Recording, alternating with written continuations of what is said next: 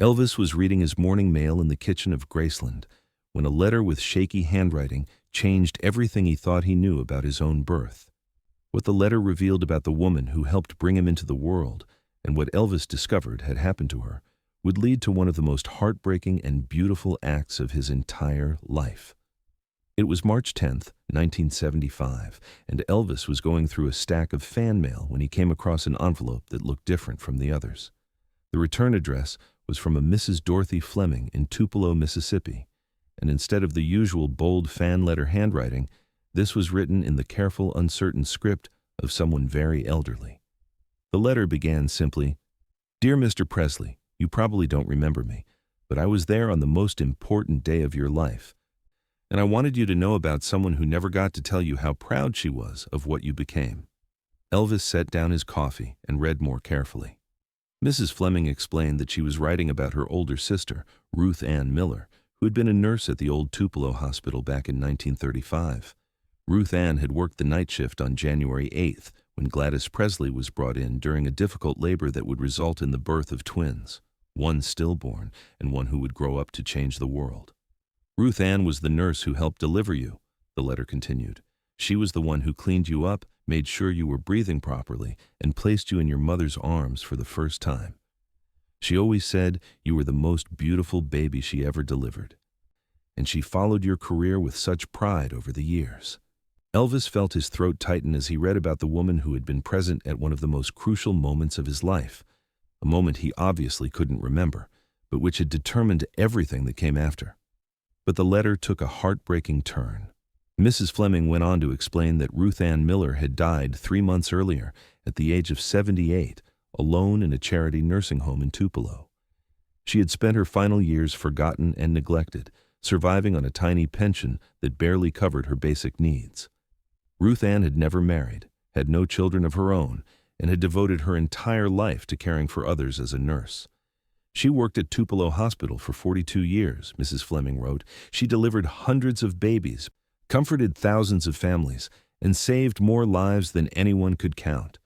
But when she got too old to work, there was nobody left to take care of her. She spent her last 5 years in that nursing home, and I was the only person who visited her. Elvis felt sick reading about this woman who had helped bring him into the world, who had given her life to caring for others, and who had ended up alone and forgotten in her final years. The worst part was what Mrs. Fleming revealed about Ruth Ann's last months. The elderly nurse had been suffering from dementia, and in her confused state, she would sometimes tell people that she had delivered Elvis Presley. The nursing home staff thought she was making it up or having delusions. They would smile politely and change the subject, treating her claims as the fantasies of an old woman whose mind was failing. "She had a scrapbook of your career," Mrs. Fleming wrote. "Pictures from magazines, newspaper clippings, everything. She would show it to anyone who would look and tell them about the night you were born. She said you came into the world fighting, that you had the strongest cry she ever heard from a newborn. She always knew you were going to be special." Mrs. Fleming explained that she was writing because she felt Elvis should know about Ruth Ann's life and death. "She never wanted to bother you or ask for anything. She was proud just to have been part of your story.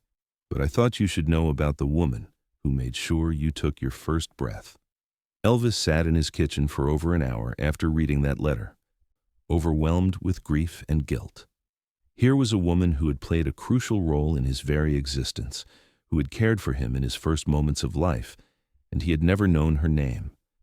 She had followed his career with pride and love, had bragged about him to anyone who would listen, and had died thinking that no one believed her stories about the famous baby she had helped deliver. The thought of Ruth Anne Miller spending her final years alone, dismissed and forgotten, while he lived in a mansion surrounded by luxury, was almost too much for Elvis to bear. He felt like he had failed someone who had been there for him when he couldn't even take care of himself. That afternoon, Elvis drove to Tupelo to visit Mrs. Dorothy Fleming and learn more about Ruth Anne Miller. What he discovered only made the story more heartbreaking. Mrs. Fleming showed Elvis the scrapbook that Ruth Ann had kept for 40 years. It was a thick leather-bound album filled with every magazine article, newspaper clipping, and photograph of Elvis that Ruth Ann had been able to find. Each item was carefully pasted in place, with dates written in Ruth Ann's neat handwriting. The first entry was a small article from the Tupelo newspaper in 1954 about a young local man who had made his first recording. "She bought every record you ever made," Mrs. Fleming told Elvis. "She had them all, even the ones that were hard to find. She would play them for visitors and tell them about the night you were born. She said your mother was so brave and your father was so scared, and you came out screaming like you were announcing your arrival to the world." Mrs. Ruth Fleming led Elvis through Ruth Ann's small apartment, which had been left exactly as she had kept it. The walls were covered with pictures of Elvis from various stages of his career. On her nightstand was a framed photo of Elvis in his army uniform, and next to it was a small baby bracelet, the one that had been placed on Elvis's wrist in the hospital the night he was born. Elvis couldn't believe what he was seeing. Ruth Anne Miller had kept the hospital bracelet from his birth for 40 years. She had treasured it like it was the most valuable thing she owned. Mrs. Fleming explained that Ruth Ann had taken it home that night in 1935, intending to give it to Gladys Presley later. But in the chaos following the difficult delivery and the death of Elvis's twin brother, she never got the chance. "She always meant to return it," Mrs. Fleming said, "but as the years went by and you became famous, she felt like it would be presumptuous to try to contact you. She treasured it as her connection to that special night." Elvis picked up the tiny bracelet with hands that were shaking. It was yellow with age, but he could still read "Baby Presley" written in faded ink. This was proof of his very first moments on Earth, preserved by a woman who had cared enough to keep it safe for 4 decades. Elvis asked Mrs. Fleming to take him to see Ruth Ann's grave. They drove to the Tupelo Memorial Gardens, where Ruth Anne Miller was buried in a small section reserved for people whose families couldn't afford elaborate headstones. Her grave was marked with a simple concrete marker that read only Ruth A. Miller, 1897-1975, nurse. Elvis stood at that grave for a long time, trying to find words to express his gratitude to a woman who could no longer hear them. Finally, he turned to Mrs. Fleming and said, "This isn't right. This woman deserves so much more than this." What Elvis did next would transform not only Ruth Anne Miller's legacy, but the lives of countless elderly people in Tupelo and beyond. Within a week, Elvis had completely transformed Ruth Anne Miller's final resting place. He replaced the simple concrete marker with a beautiful granite headstone that read, Ruth Anne Miller, R.N., 1897 and 1975. She helped bring new life into the world and devoted her life to caring for others. She delivered Elvis Presley on January 8, 1935, and watched his career with pride and love. "She made sure I took my first breath." Elvis Aaron Presley. But Elvis was just getting started.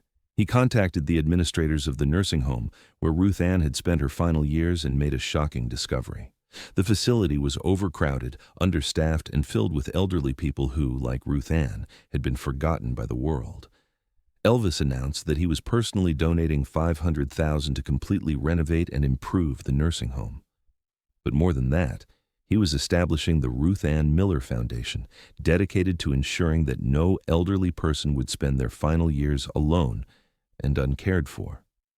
The foundation's mission was both simple and revolutionary.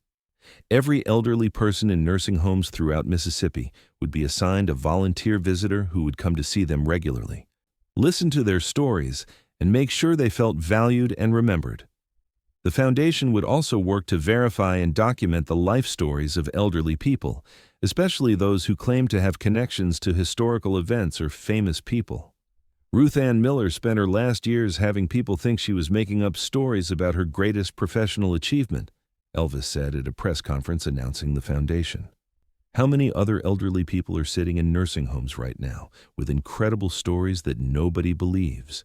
How many of them have lived remarkable lives that are being forgotten because we don't take the time to listen? Elvis personally visited nursing homes throughout the South, sitting with elderly residents and listening to their stories.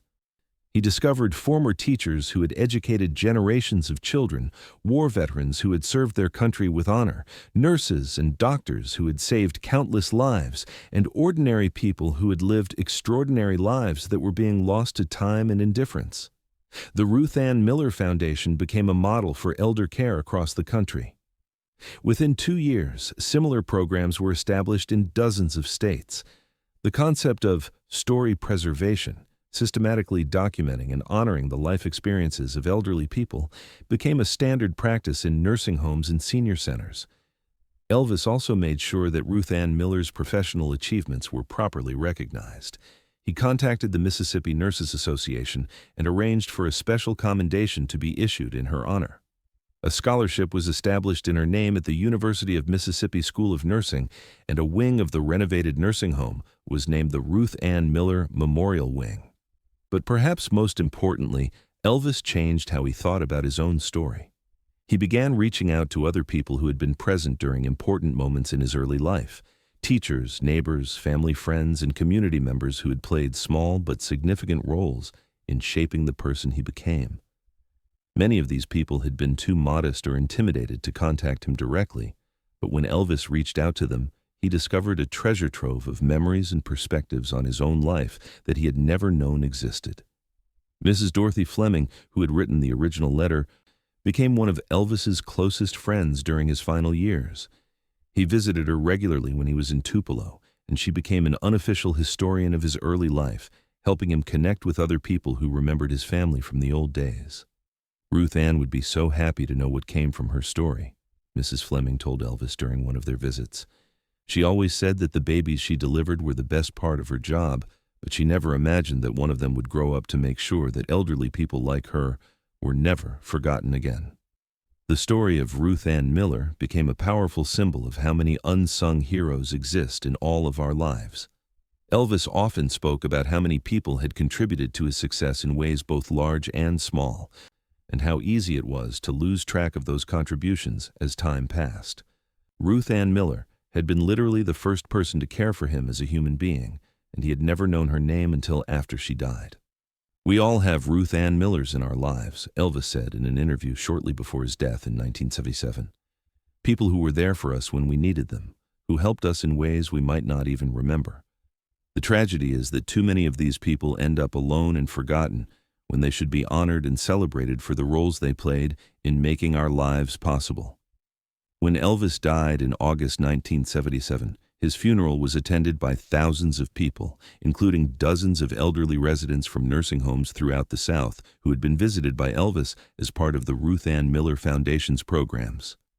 Many of them credited those visits with giving them hope and dignity during their final years. Today, more than 40 years later, the Ruth Anne Miller Foundation continues its work. The organization has expanded internationally and has helped establish visitor programs and story preservation initiatives in hundreds of elder care facilities.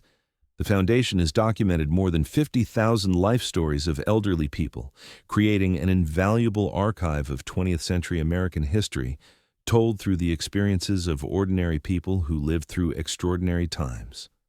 At Graceland, in Elvis's private office, visitors can see the tiny hospital bracelet that Ruth Anne Miller saved for 40 years, displayed alongside a photograph of her that Elvis had enlarged and framed. A small plaque reads, "Ruth Anne Miller, R.N." The first person to care for Elvis Aaron Presley, and an example of how one person's kindness can change the world. The nursing home in Tupelo, where Ruth Ann spent her final years, has been completely transformed and is now considered one of the finest elder care facilities in the South. The Ruth Anne Miller Memorial Wing houses a special program for elderly people with dementia, where their stories and memories are carefully preserved and honored, regardless of whether others might consider them believable.